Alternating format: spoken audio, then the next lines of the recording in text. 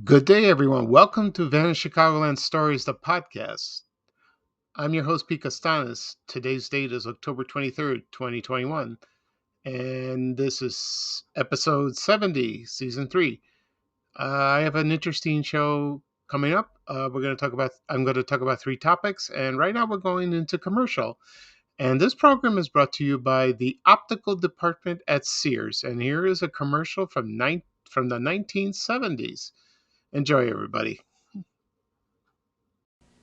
You deserve a second look. You've got it at the optical department at Sears. Buy the first pair of fashion frames that are regular low price. Get 25% off a second pair. Get fashion frames that will kill 'em in the evening or shake 'em up on the job. Get a pair for that outdoorsy look and one for that cozy nook. Buy any frame at our regular low price. Get 25% off a second frame. You deserve a second look. The optical department at Sears. Okay, everyone, I am back. I hope you enjoyed that commercial. That jingle is very memorable while growing up in Chicago. At the end of the commercial, you hear the optical department at Sears. And, Sears, it's sort of gone. Some capacity is still around, but like I said in a previous podcast episode, the last one that closed in Illinois was at Woodfield Mall in Schaumburg, and the optical department was long gone. I think it went away probably in the 90s, maybe 80s or 90s. I remember seeing it at Chicago Ridge Mall. Right near my house, and I believe it was on the second floor, and it was right in the back near the appliances, and they had a display of eyeglasses, and that's probably was the optical department, and right now, if you want glasses, you go to Lens Crafters or any other places, or at your eye doctor. So that's another memory that's long gone. Okay. Right now, I'm going to talk about 3 things on this episode. First off, I'm going to talk about the Altman Camera Company. Next, I'm going to talk about WSDM 98, the radio station that hosted by Connie Szerszen. She was a DJ, and there were some other female DJs. I will talk about them as well. And the third and final thing I will talk about is Evans Furrier Shop. Furrier. It's funny. It doesn't roll off the tongue. Okay. Right now, I'll talk about the Altman Camera Company. And I don't remember this camera company or the store that was located in the Chicago Loop. I remember Shutan. I remember the commercials. They showed that on WGN Channel 9 for a long time. And let's see, there was Wolk Camera. I remember that. And there was Line Photo. All those are gone. Believe it or not, the only camera shop that's still there is Central Camera. And that last year in 2020, when they had the riots and protests, that store caught fire, and it was heavily damaged. But the owner said, "I'm coming back," and he did. He did come back. Hopefully, as far as I know, it's being rebuilt, or it has been rebuilt, or they're going next door to another store. So we see. So God bless them. It's run by the grandson of the founder. So that was a horrible thing to happen. That's inexcusable, because that's an icon. That's an iconic store. I guess these people that were protesting, they were from out of town. They had no idea, or they did. Who knows? Okay, back to the Altman Camera Company. This was founded by a man named Ralph Altman. And one day he came to Chicago in 1947, and this is according to his obituary, and to visit his brother. And he had a long-time love of photography. So he didn't start the business right away. He started very small. He went and he was going through the classifieds searching for used photo equipment, and then he fixed them, and repaired them. And it was he held his business at his brother's house, and then he developed a clientele, became very successful, and so he opened his first shop. It was at Congress Parkway and Wabash Avenue, which now is Ida B. Wells Street. And the location outgrew.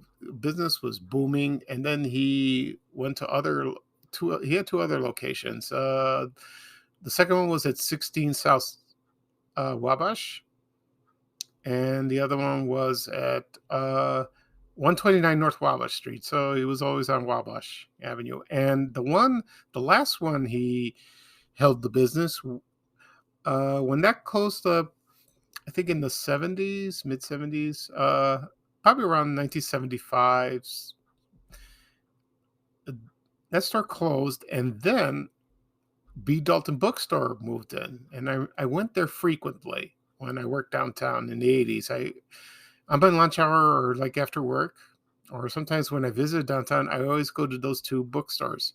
I either go to Crocs and Bertano's or a B. Dalton's, and they were wonderful. And B. Dalton Bookstore had, I think, 2 levels, 3 levels, I could be wrong, and it was huge. And that's how Altman Camera was. And judging from the pictures on the internet, there were counters of cameras on display, even on the shelves.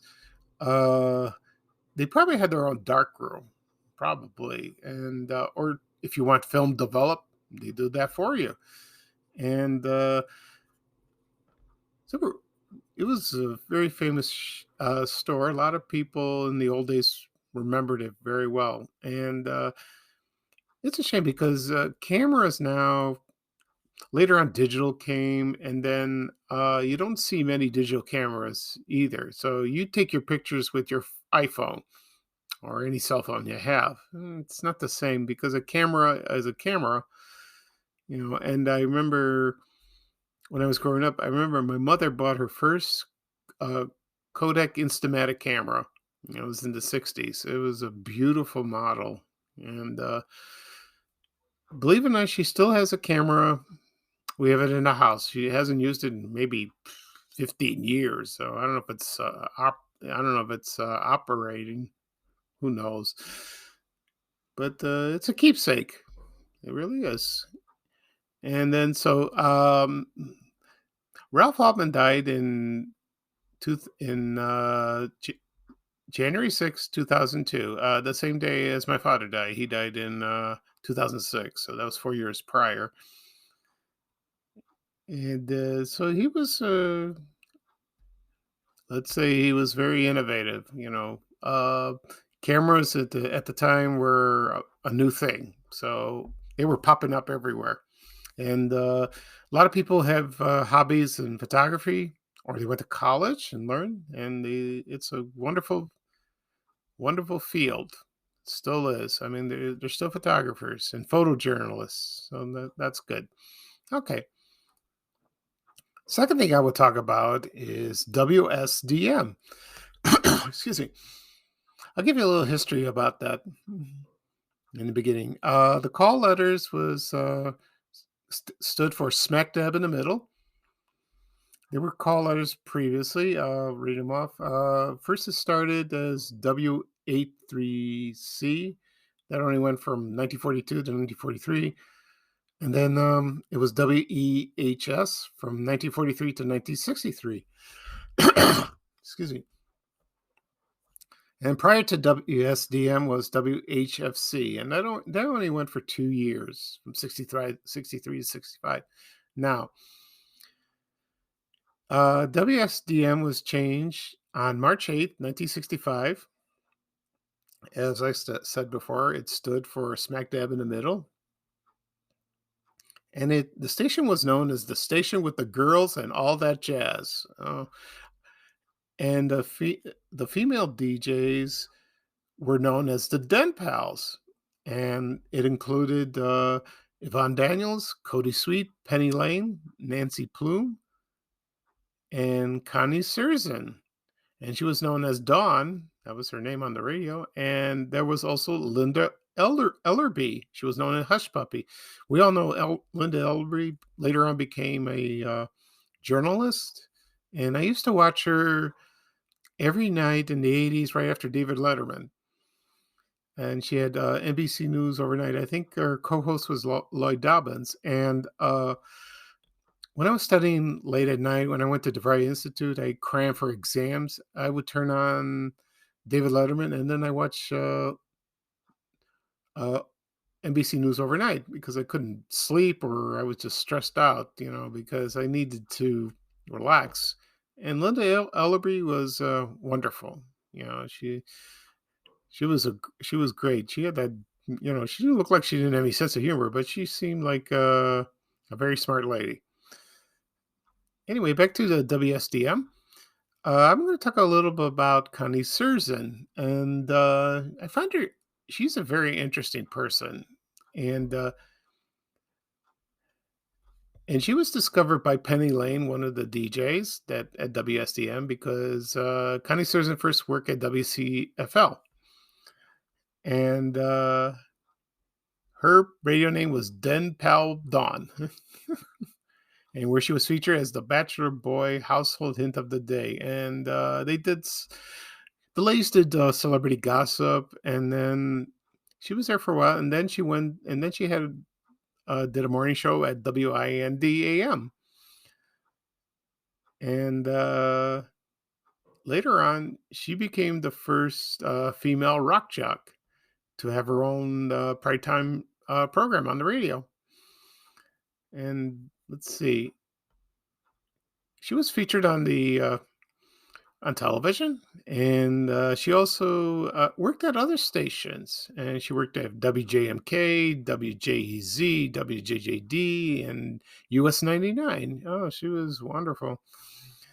And she also guest hosted on the Kitty A Go Go show with the Mall Queens, and that was in 1970, and that was around the time where the female DJs were very popular.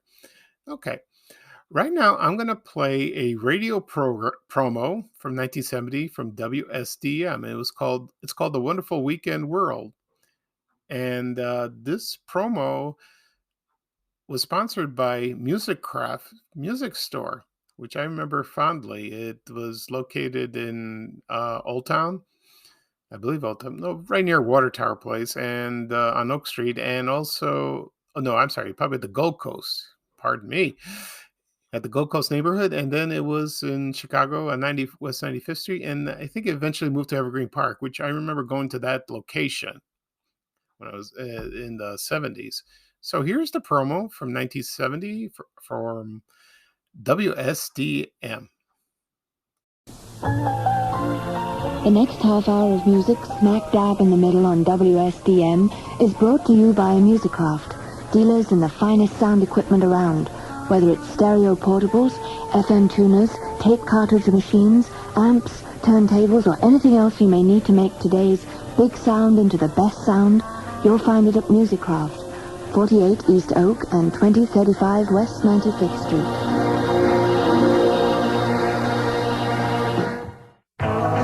Smack dab in the middle of your FM dial, 24 hours a day at 98. You're into the warm and wonderful weekend world. Wonderful weekend world of WSDM. It's Den Pal Dawn, shining through your weekend, now till 3 p.m. in the 98 Music Den.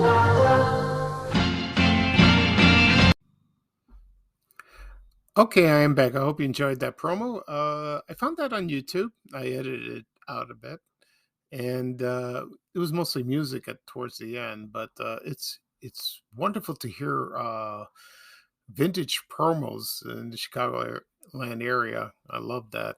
And believe it or not, Connie Szerszen is on Facebook. So if you find her, you can become friends with her.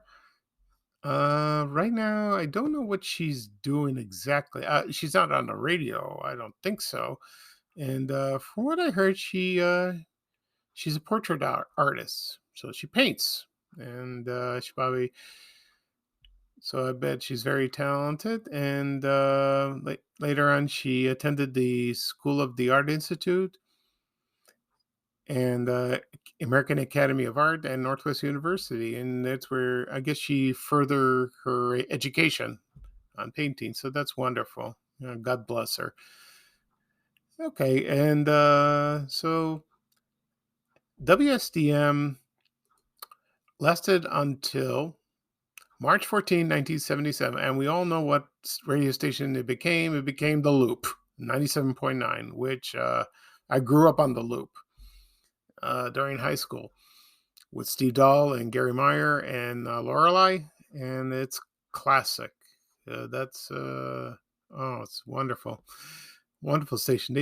My favorite songs, my favorite band they used to play a lot on the Loop was the Cars.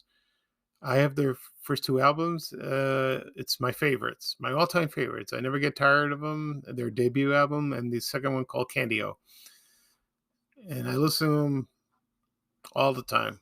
I could listen to them every day if I want to, but that's a bit much. I don't overdo it. Okay, that'll be all for WSDM. The third thing I will talk about is Evans Furrier Shop. Furrier. I can't say that word. Furrier. I posted a photo of Evans Furs on my Facebook page down in Chicagoland, and the response of that was very positive because they remembered that store very well. It was also located in other malls. For example, I think it was at Fort City, Evergreen Plaza in Evanston, also the Mag Mile, Oakbrook Center, probably Old Orchard, probably. I don't know. They were everywhere. So I'll give you a little history of that. In 1929, a man named Abraham Meltzer founded Evans Fur, and it was first located at 162 North State Street. And then 1936, it moved to the main store, which was there until the end at 36 South State Street, and that's where the headquarters was. And he ran it for during the 40s and the 50s, and by the time in the 60s, his son David Meltzer took over the business in 1964. But at the time, there were animal rights movements because of it was cruel to animals because of fur. I can understand that. That's I don't like animals being hurt either, but fur coats they're very luxurious, very so soft and beautiful. My mother has a fur coat, but it's not real fur. My father bought it when he was alive, and she only wore it maybe once or twice, only during winter when she went to church or somewhere, or we go somewhere to a party. She would wear that, and my brother does something funny. It's like a weird tradition. Every time she would come home, my brother would wear it around the house just to be funny. And my mom said that you look like Liberace wearing that. I remember when he was alive, when he entertained at his Las Vegas shows, he wore a lot of furs and jewelry. And then today is still like that. Yeah. And sales plummeted. During the 1970s, you don't see many fur coats today, and a lot of women don't wear them, especially younger women. I can understand that. And then during the 1980s, David's son Robert took over the business, but there was a lot of pressure of course, from animal rights groups. Then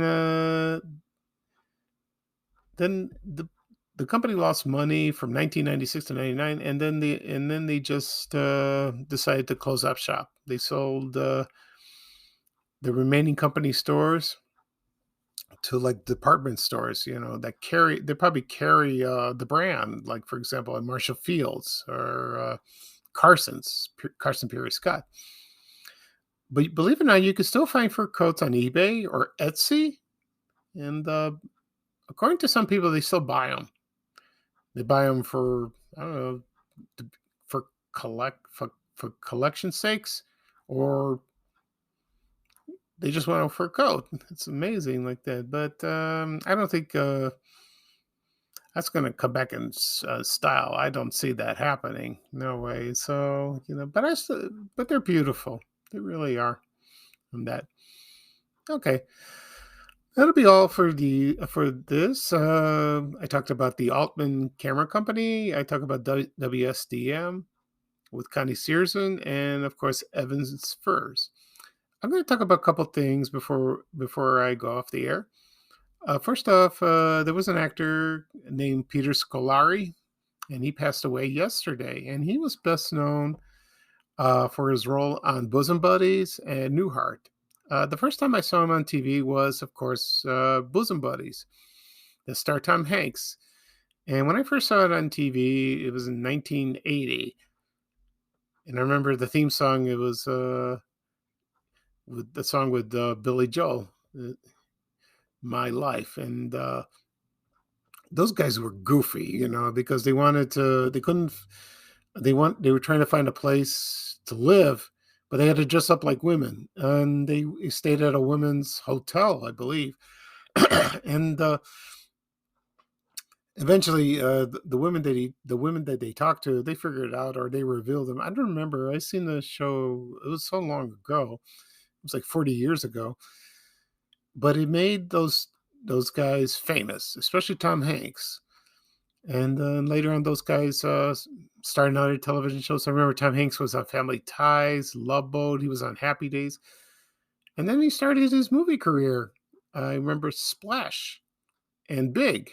And to this day, he's world famous. He's a wonderful man. Wonderful man. And Peter Scolari starred on Newhart. And he was a very popular actor. He stayed until the end. I think he started in the second season or third season. First, he was a recurring part, and then became a full-time cast member until the show ended in 1990. But he guest starred in a lot of shows. And sometimes he played comedy roles or, straight. And he was a wonderful man. He was 66 years old. He died of cancer. He had a 2-year battle. So, also one thing, he was a good juggler. I remember seeing him on shows he juggled. He was talented. Oh my God.